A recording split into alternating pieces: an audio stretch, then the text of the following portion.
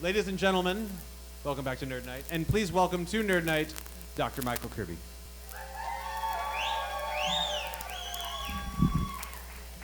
Thank you very much. So, tonight I'm going to talk to you about how to cheat at bikes. First, I want to start with a disclaimer. So, I'm going to be focusing on the Tour de France. It is a multi-day stage race based on cumulative time across 21 stages. It is going on right now in France. Stage 18 was today, stage 19 is tomorrow. I am leaving out one-day races, track races, cyclocross, mountain bike, downhill, trials, all of that. It's just too complicated. I will also say that I have no personal experience with any of this stuff. I swear. Except for the racing bikes part, I have done a little bit of that. But at the same time, the best result that I have ever had is finishing fun. I was dead last in that race, and I still loved it. This was my favorite. So, a brief history of cheating at the Tour de France. So, in 1903, Henri de Grange decided he wanted to sell more newspapers, so he came up with the Tour de France. 1904, the first person was ejected for cheating. So, what happened? It was stage 2, and the fans of Antoine, I can't pronounce that, so I'm going to skip it, held up every other rider. They literally stood in the middle of the road and held down the other riders. They would punch them, stone them, until their favorite rider, Antoine, got 20 minutes up the road. They didn't let any of the other riders go until Henri de Grange showed up with a pistol. And at that moment, they decided, yeah, okay, we're going to go ahead and disperse. But again, he was already up the road, and he got instantly disqualified because de Grange had seen what was going on. At the same time, in the same race, again, this is the second year of the Tour de France, Ferdinand Payan was expelled on stage 4 for drafting a car, right? Also not allowed in the rules. 5 months after the race, the top 4 finishers, Maurice Guérin, César Guérin, his brother, Lucien Potier, and Hippolyte Acouturier, again, I can't pronounce French words, I'm sorry. They were all expelled, and the 5th place finisher, who was 3 hours behind all of those guys, was suddenly declared the winner. So there is a long and storied history of cheating in bike races, and specifically the Tour de France. But at the same time, I do have to say, Hippolyte, I mean, look at this guy. Like, he deserved to win. That name, that mustache, that outfit. How could you disqualify him? But nonetheless. Okay, so first, if you want to know how to cheat, you've got to know what the rules are. So what are the rules of bikes? Or what you can't do. So the Union Cycliste Internationale is the official governing body of bike racing. They are recognized by the International Olympic Committee as the guys that set the rules. And so you need to go and talk to the UCI and figure out what you can and cannot do. So there are basically 3 categories of things that you can do. I break it down. There is assistance that you can receive, there is technology that you can use, and then there is fuel that you can use to get through the race. So the first rule is assistance. And an example of how stringent these rules can be, in 1913, Eugene Christophe, which is this gentleman right here, was struggling through the mountains. He went up the side of one mountain, he went down the other side of the mountain, and on the way down, he crashed, and he broke his fork. Most people at this point would abandon the race. No, not Eugene. He put his bike on his shoulder, he walked 5 kilometers into town, he found a forge, and he started to forge his own fork. And so it is in this image right here where you see everyone watching him as he is rebuilding his own bike because he can't take any assistance whatsoever. No outside help from anyone. Turns out he actually received a 10-minute penalty because he didn't work the bellows himself. A 7-year-old kid worked the bellows. So in 1913, this is the kind of assistance that you would get penalized by.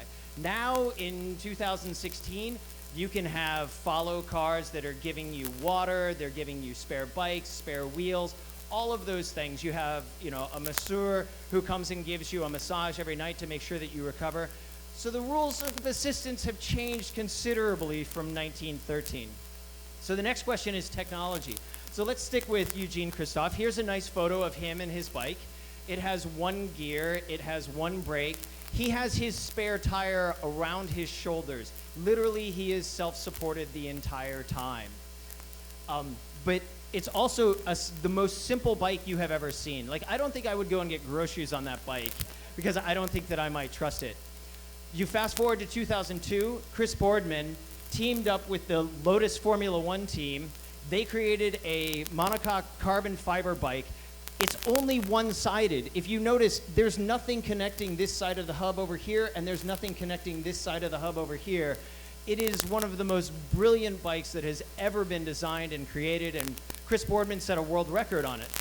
Of course, at the same time, a few years later, the UCI decided that was way too much advantage. They put a little asterisk by his world record, and you can no longer use a bike like this. So literally, they are changing the rules all the time. And of course, then finally, the question is fuel. What can you use to get you through the race? This is where things really, really get interesting. But I want to put in perspective one thing real quick. So we're going to go back to Henri de Grange. So this is the guy who came up with the Tour de France. This is his view of the perfect Tour de France. The ideal tour would be one in which only one rider survived the ordeal. So right now, he would be sending the riders out into this torrential storm saying, yes, you must go out into this. And if any of you can't come back, I will be disappointed. My response to this, you, sir, are an asshole.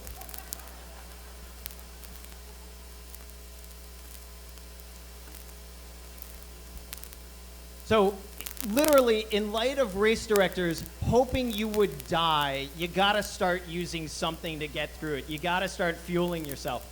So early on, riders were using homemade concoctions. Literally, they would make their own blend of cocaine, nitroglycerin, amphetamines, ether, strychnine, and alcohol. So kind of the first three are stimulants to get you going.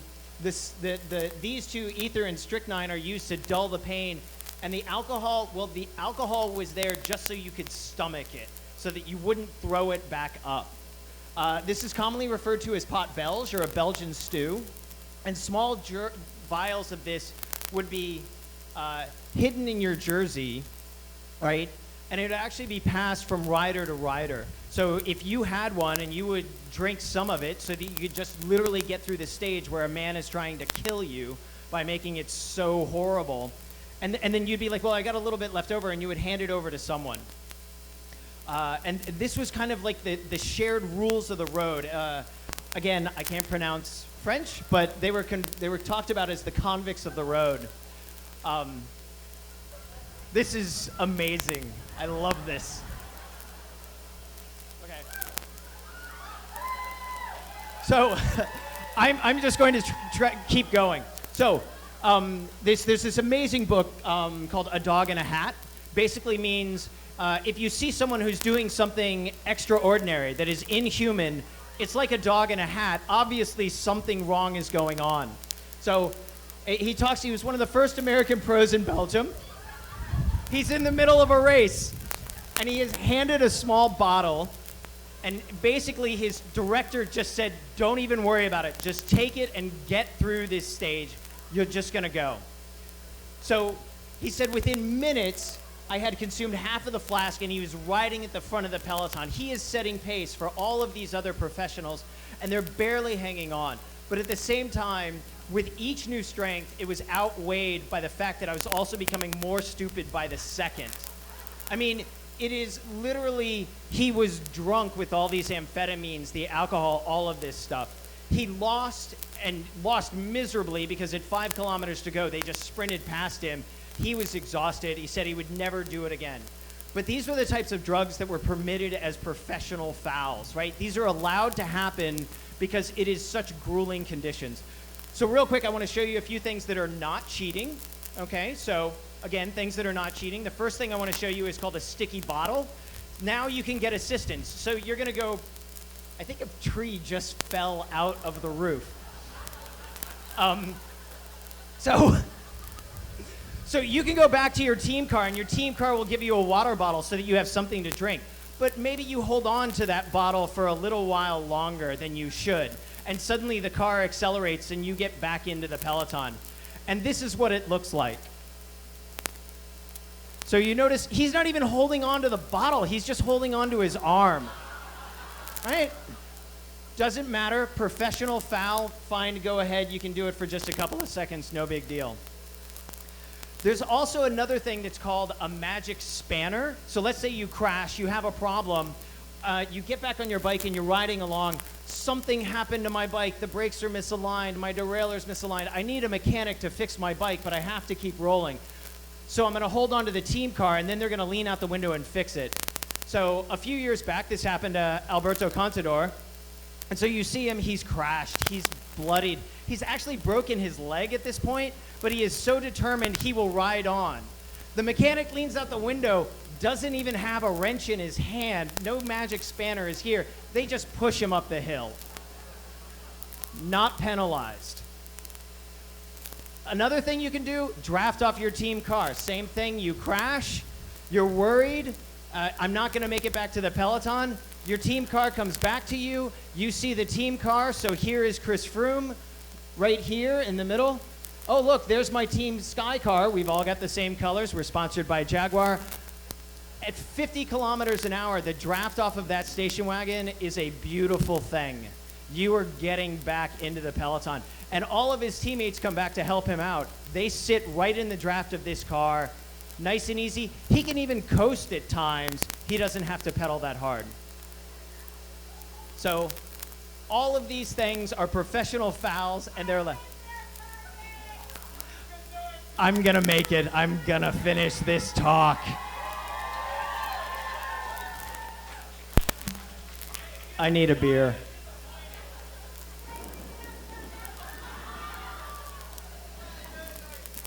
Sometimes you can even cut the course. In a rare moment, this is Lance Armstrong not cheating. So this is Yoshibo Balaki. He crashes on the descent down this hill. He actually broke his pelvis. It was a horrible accident. Lance Armstrong cuts the course, goes right around that corner, jumps off his bike, runs over the ditch, jumps back in front of everybody he was in front of, and gets going again. And everybody checks. You okay? Yeah, you all right? Great, fantastic. Again, Lance Armstrong not cheating. For once. Okay. So, the thing I want to say is, this was all kind of permitted. These are all professional fouls. You're allowed to do these things. But one thing that happened in 1967, Tom Simpson was riding up Mount Ventoux. It's a famous mountain in southeastern France. It is no tree cover. You are exposed. And he died because he was up on amphetamines and alcohol and excessive heat, just like the heat that we had today. And it was at that moment that people suddenly realized all of these professional fouls with the drugs, there is a problem. We need to start testing. We don't want all of our riders. He was the English national champ, and to have him die in the middle of a race was a huge problem. So they started to actually do drug testing, and they started to limit what you could do. The problem is that that's when the really good drugs started to come. So to be competitive at the Tour de France, you need to be strong, you need to be light, and you need to have endurance. And at this time, this is when the drugs showed up that could help you out. So to be strong, not strong like this, not Mr. Olympia, right? Or not so much this. These are track riders. But you kind of want to maybe be this guy right here. This is Floyd Landis, 2006. He got caught for testosterone and a couple of other things as well. But it's you want to recover as fast as you can. So you take a little testosterone, you take a little human growth hormone, everything is good. You want to be light so you can go up mountains fast. So this is Michael Rasmussen, a.k.a. the Chicken. The problem is when I go out and ride, I want to eat. And there's a problem with that because I can't resist the urge to eat, but I want to stay light. So there are a couple of drugs that you can use. There's clenbuterol, which is used in livestock to lean up beef cattle. And then there's Ambien. So clenbuterol will drive down your appetite. Ambien just puts you to sleep. You can't eat while you're asleep. So riders will go on a 5-hour ride, drop an Ambien, and then wake up at 6 p.m. in the evening. I haven't eaten for the entire day. I'm going to lose a half a pound. So the next thing is endurance. So endurance is based on many factors, but in general, it's the ability to take in oxygen and deliver it to muscles, and for those muscles to process oxygen. Blood makes you better, more blood makes you better at this, and more red blood cells as well. There's this amazing drug, I'm going to speed up a little bit, but it's called the EPO. So it was designed in the early 80s, and Amgen was licensed to produce it. In fact, the same Amgen that sponsors the Tour of California bike race. And it is used to treat anemia, kidney disease, hepatitis C, and all of these problems in chemotherapy patients. It really is an amazing drug. It is wonderful. It has saved the lives of friends of mine. But if you're healthy, it can do great things to your blood, and it can boost your red blood cell count. I happen to work at a national lab. They test my blood when I got hired there. I happen to know that my hematocrit level, so the ratio of red blood cells in my blood, is 43.9. The World Anti-Doping Association says that as long as it's below 50, I'm good. So I could go and take a bunch of EPO, increase my red blood cell count, and now all of a sudden I get 15% more performance. That's huge. And this is the thing where you take these drugs and it's an imbalance, a complete imbalance, right?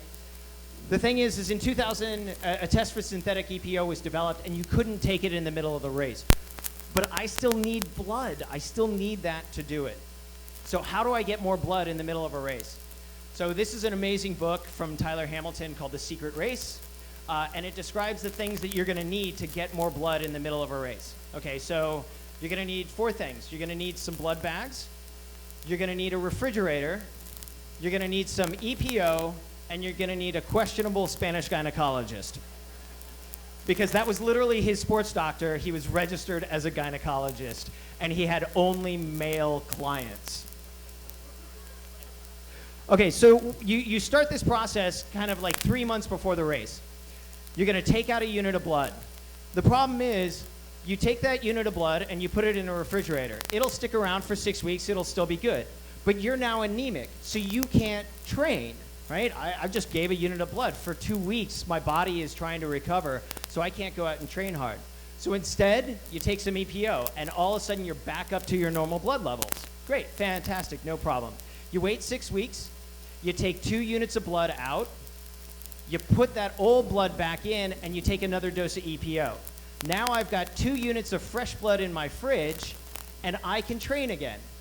6 weeks later, you do the same thing. You take out 3 units of blood, you put the 2 units of old blood back in, and you put some more EPO back in, and now I can go and train.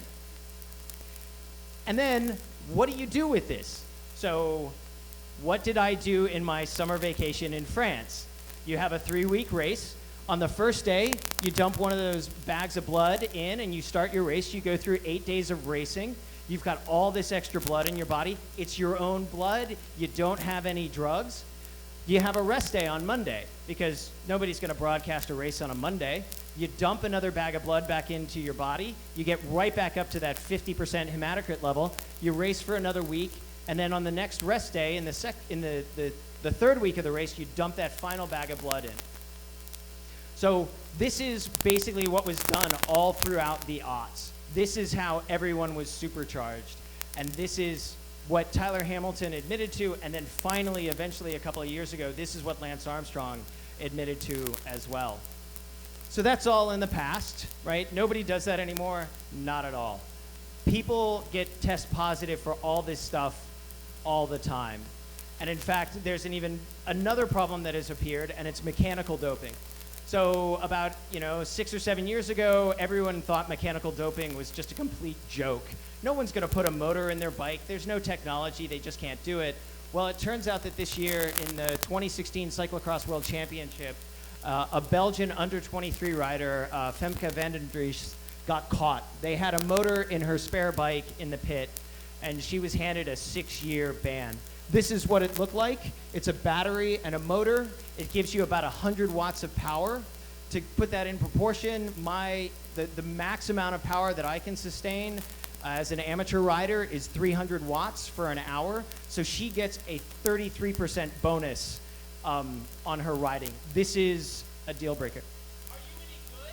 I am not any good. I mean, yeah.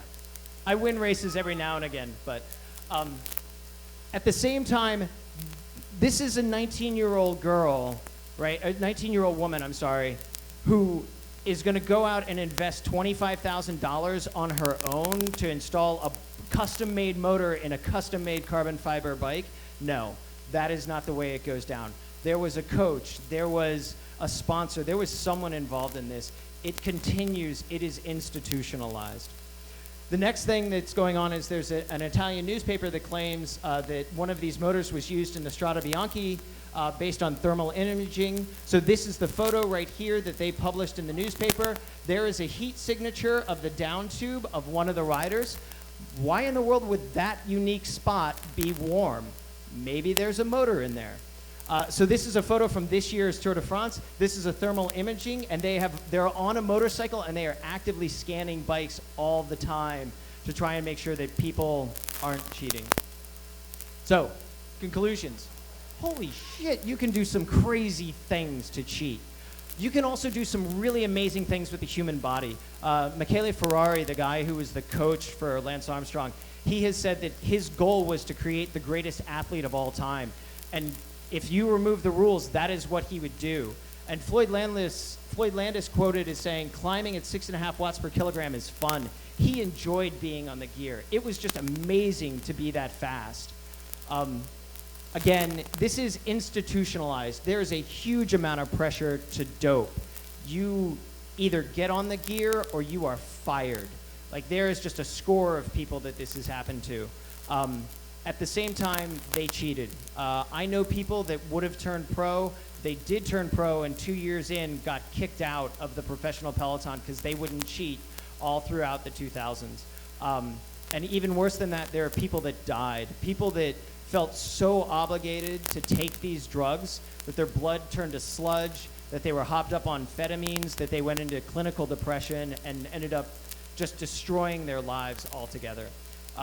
So if you want to do it, that's the way, but you will destroy yourself. And we need to be vigilant to keep testing and keep pushing forward. Here are all the references, all of the videos that I used. These 2 books are fantastic if you're curious about it. And I have some friends that are sports scientists. They break down all the performances of runners and cyclists and tell you whether or not they suspect they're cheating. And if you want to get videos of bike races, go there.